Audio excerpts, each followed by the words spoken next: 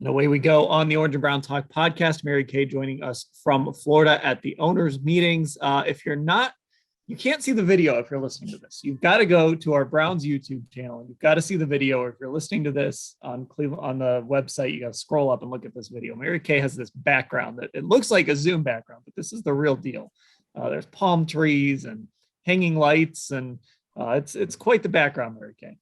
You know, I wish I knew about this background yesterday when we did it, because when I just sat down here, I'm like, this looks so fake behind me, but it is absolutely 100% real. This is a beautiful courtyard, and this gives people a little glimpse into what these owners meetings are all about. I mean, it's definitely the lifestyles of the rich and famous here at the Breakers. Okay, let's talk about the starting quarterback for the Browns, and that's Deshaun Watson. And you got to hear from Roger Goodell today. He held his press conference. And I'm just curious, look, he said the commissioner's exempt list, likely not an option because there were no criminal charges. And of course, he didn't use it last year either. Other than that, he didn't say a ton about the suspension, but I'm wondering what kind of sense you got. Because I was kind of watching on Twitter, and there were some fans who kind of listened to his answer and were like, uh-oh, this isn't going to be good. I'm curious what sense you got being in the room and listening to his answer. It seems to me that the fact that the two grand juries returned no bills or non-indictments against Deshaun Watson, I think it mitigates in the mind of the NFL what happened. I think that was huge. I really do. I mean, if he was facing criminal charges right now, he probably would be on the commissioner's exempt list or possibly headed to it.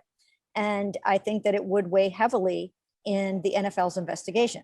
But the fact that these two grand juries quickly and swiftly returned no bills, one was a no bill, one was a no action, which means that it's kind of a nuanced thing, but years down the road, nobody can even go look and figure out that he was a subject of a grand jury investigation in that county. So those were pretty significant. I think the league has paid a lot of notice to that. And it almost seems to me like the suspension is not going to be as long as some people originally possibly thought. Now, having said that, I did ask Roger Goodell myself in this press conference, do you plan to talk to more of his accusers? They've only talked to 10 of the 24 accusers. Again, 22 civil suits, 24 accusers.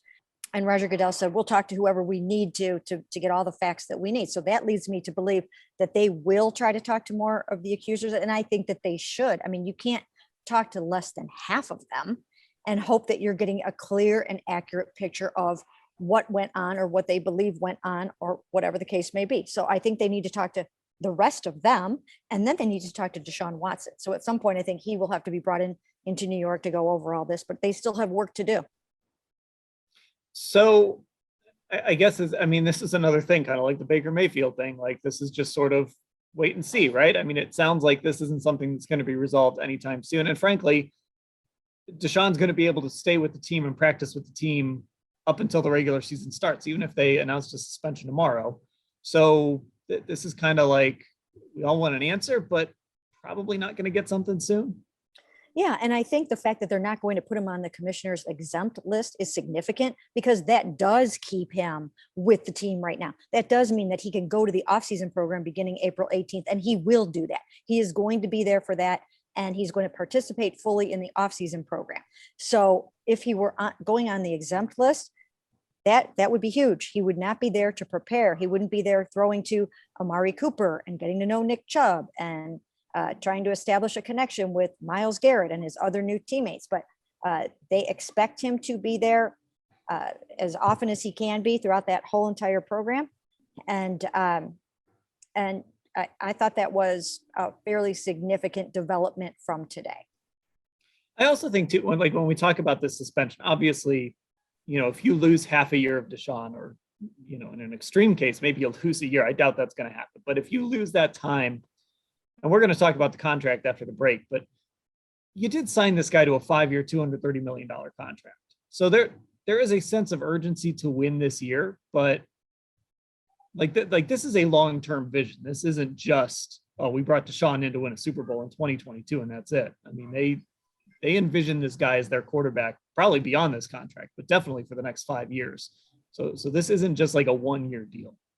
No, not at all. This is a long-term vision, as you mentioned. And they are so all in on him, and they went all in with the money and the draft picks that, yes, they anticipate contending and trying to make it to Super Bowls in the next couple of years. And I feel really strongly about the fact that they did this and they took this risk, the public relations risk, and everything that comes along with it, because they 100% believe that this is the quarterback or the level of elite quarterback they need to compete in the NFL for a Super Bowl. That's what they're going for. That's why they did this.